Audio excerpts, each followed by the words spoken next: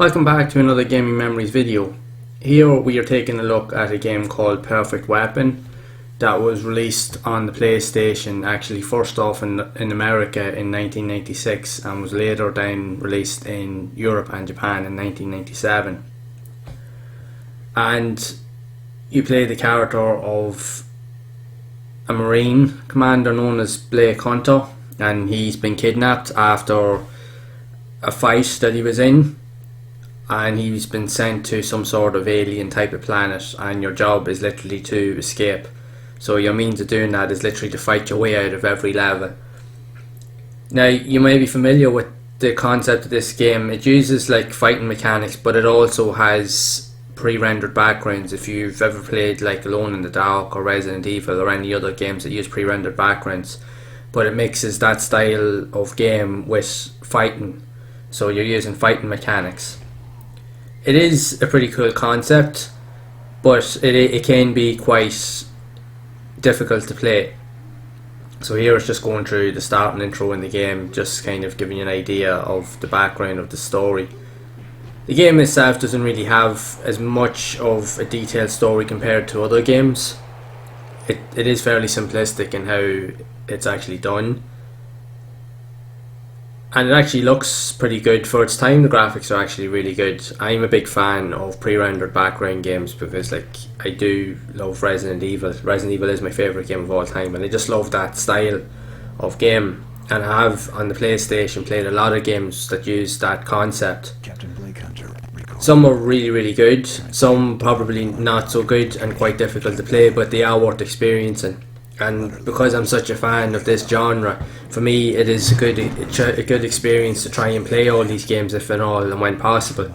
So the PlayStation was a fantastic platform for these type of games to be offered up. And again, this was at a time when 3D games were still relatively new, and a lot of developers were actually experimenting with different types of game styles and gameplay. So it was interesting to see the ideas that they would come up with.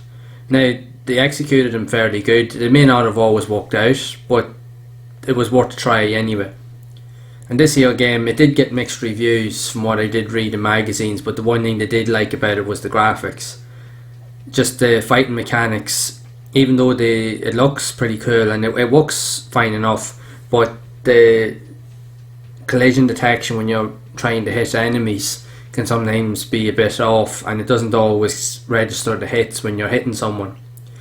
Plus, I found that when I was playing the game, now when I first even seen this game, I seen it in magazines, and there was a couple of opportunities where I had the chance to actually buy the game in game shops over the years, but I just never got around to actually getting it because I was always interested at the time. If I was going to game shops, I was always nearly looking for some other game at that time, but this happened to be there and it was going fairly cheap, but I never got around to getting it. But as years went on, I actually eventually did get to play it. Then I actually didn't really get to play it until I got my PlayStation 3 in later years. There was a lot of PlayStation 1 games that were released on the PlayStation Store.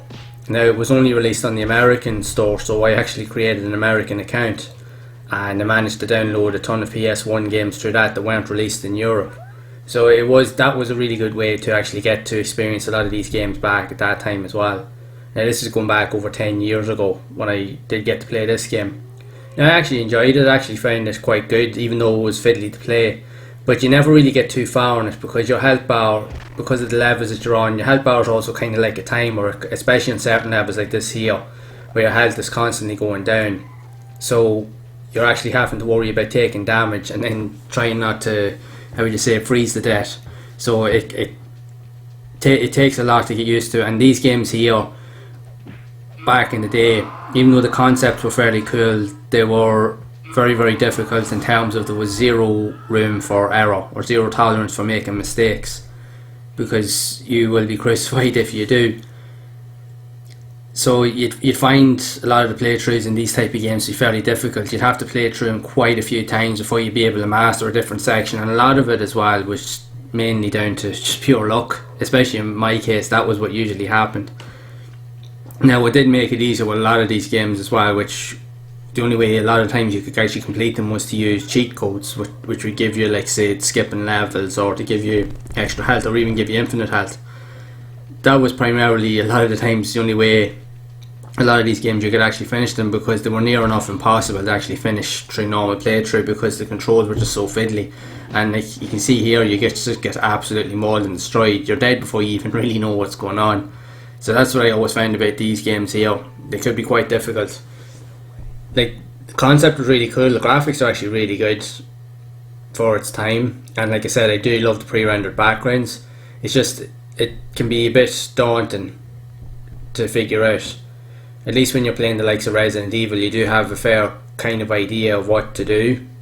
This here, because of the fiddly controls, like say when you go to a certain point you have to jump to, like say, rocks and stuff like that. Now it is done quite well, but if you don't really know or understand the controls, it can actually hamper your progress, and it can actually really kind of hurt your gameplay.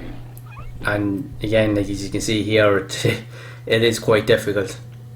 You never really last too long, so you don't. It's very, very hard to even get past, like say, the first level, and at these games really from the get-go there's no room, like say, for error or even just to ease players really into it. That's the way a lot of these games were back in the day. They were definitely not the friendliest of games to use for, especially for an absolute beginner. But if you persisted with it, it was a decent enough game. Just, it was difficult. That's all I'll say.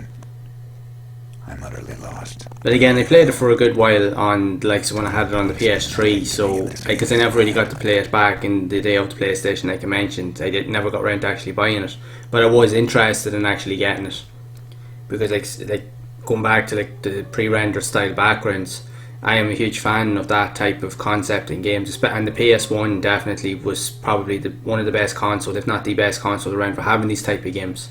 There was a lot of these style of games, and it actually played with a lot of experimental kind of styles.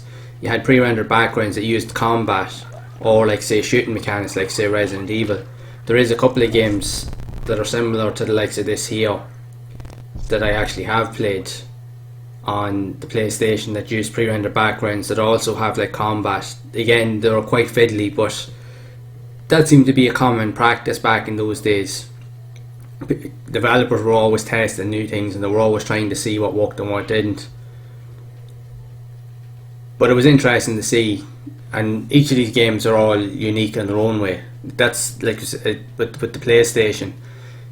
Every game, regardless of whether it's good or bad, every single one of them always had something to offer that were actually very unique for its time. And the funny thing is, because it was that good of a console, and because there was that many influential titles, even the ones that were really good, but the ones even that weren't so good, that people didn't play as much, still left a lasting impression, because there'd always be something in it that kind of stuck with you that you actually did like. And this year was no different, in my opinion. There was always something kind of there to kind of just keep you coming back for just one more game every so often. Even if you couldn't master it the first time, you were reluctant to give up on it. You'd always try to see the benefit in it and try to get the most out of it if you could, if at all possible. But I suppose that was part of the experience with the likes of the PlayStation and the games that were on the console. And it was interesting for developers to see what they were actually doing back then. Now today you won't see these type of games really at all. They are starting to bring back a lot of these style of games, but they're all more like horror based games, like Resident Evil clones and so forth. And they've all got some sort of shooting mechanics. Yes, they do have some sort of combat mechanics. You're usually using a weapon, but it's fairly limited to what you can use. But it's not all combat based, because a lot of these games here are like this here is shown. And it is enjoyable to some degree as long as you can master it, but they are very, very fiddly, and these type of games wouldn't be for everybody. But it's totally up to the individual, it's totally up to the player themselves. So games like this here will appeal to maybe only small audiences, but they're still worthwhile having a go.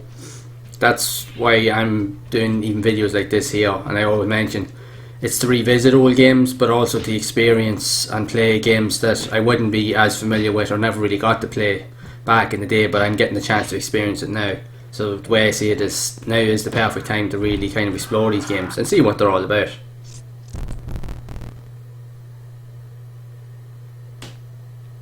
So what are your thoughts of Perfect Weapon? What did you think of it back in the day? Did you own it? Did you play it? And even did you complete it? And what are your thoughts behind it? Did you enjoy it?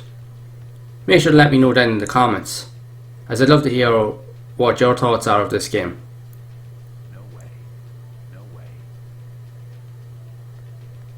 So if you have enjoyed this video, make sure to leave a like. Also subscribe to the channel and turn on the bell icon to be updated when I release future videos, as I will be exploring more games like this here and playing other games I never got the chance to play back in the PlayStation when it was released. So as always, make sure to keep chasing and playing those classic games and enjoying them, and make sure to keep those gaming memories alive.